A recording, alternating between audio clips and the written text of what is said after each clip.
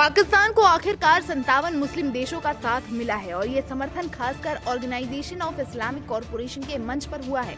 भारत के साथ बढ़ते तनाव के बीच अब पाकिस्तान मुस्लिम मुल्कों के समर्थन जुटाने की कोशिश कर रहा है। हाल ही में पाकिस्तान ने ओआईसी को दक्षिण एशिया के ताज़ा हालात की जानकारी दी थी। उस दौरान भारत की तरफ से की जा रही कार्रवाई को क्षेत्र की शांति के लिए गंभीर खतरा बताया था। आपको याद होगा कि ओआईसी यानी ऑर्गेनाइजेशन ऑफ इस्लामिक कॉरपोरेशन एक अंतर्राष्ट्रीय संगठन है जिसमें 57 मुस्लिम देश शामिल हैं।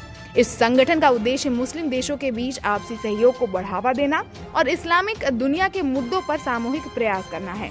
न्यूयॉर्क में आयोजित ओआईसी के राजदूतों की बैठक में पाकिस्तान ने दक्षिण एशिया के मुद्दे पर बात की। यूएन यानी संयुक्त राष्ट्र में पाकिस्तान के राजदूत आसिम इफ्तार अहमद की तरफ से जारी बयान में बताया गया है कि भारत की तरफ से लिए गए फैसले काफी ज्यादा भड़काऊ, राजनीति से प्रेरित और गैर जिम्मेदाराना थे।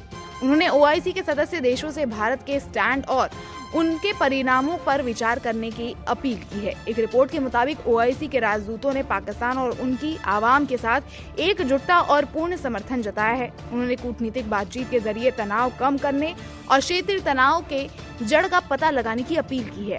इस दौरान उन्होंने खास तौर से जम्मू और कश्मीर विवाद का भी जिक्र किया है। रिपोर्ट्स के अनुसार राजदूत ने संयुक्त राष्ट्र सुरक्षा परिषद और ओआईसी के प्रस्तावों के आधार पर कश्मीर मुद्दे पर शांतिपूर्ण समाधान की बात कही है।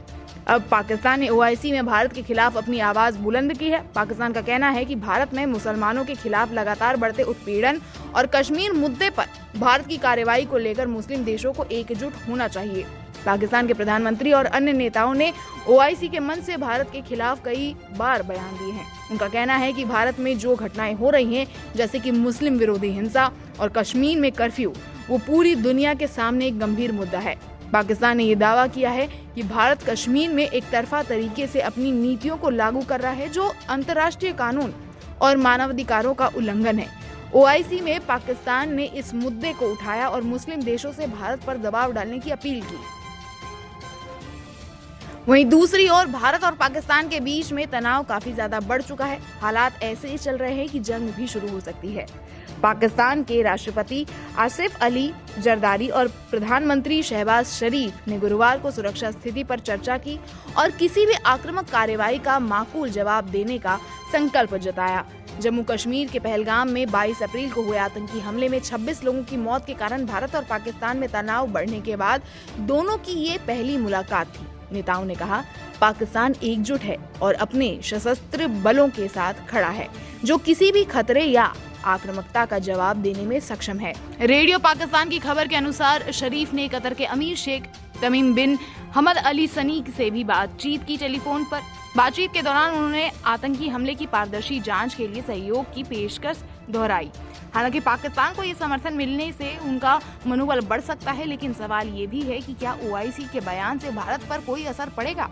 भारत ने पहले ही इन मुद्दों को लेकर अपनी स्थिति साफ कर दी है। भारत का कहना है कि कश्मीर भारत का अभिन्न हिस्सा है और वो किसी भी बाहरी हस्तक्षेप को नकारता है। भारत ने ओआईसी के बयान पर प्रतिक्रिया दी है और कहा है कि ओआईसी का ये बयान पूरी तरह से भारत के आंतरिक मामलों में हस्तक्षेप करने की कोशिश है। भारत का ये भी कहना है कि कश्मीर में स्थिति पूरी तरह से भारत सरकार के नियंत्रण में है और ये मुद्दा पाकिस्तान के लिए नहीं बल्कि भारत के भीतर ही हल किया जाएगा तो पाकिस्तान को इस समर्थन का फायदा हो सकता है।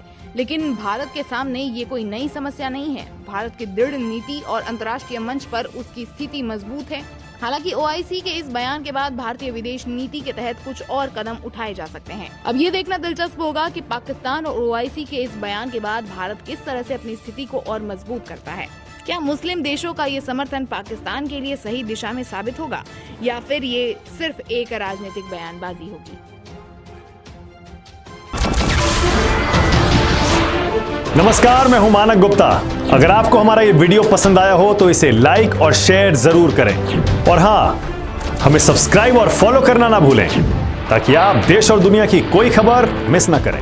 तो जुड़े रहिए हमारे साथ और देखते रहिए न्यूज़ 24।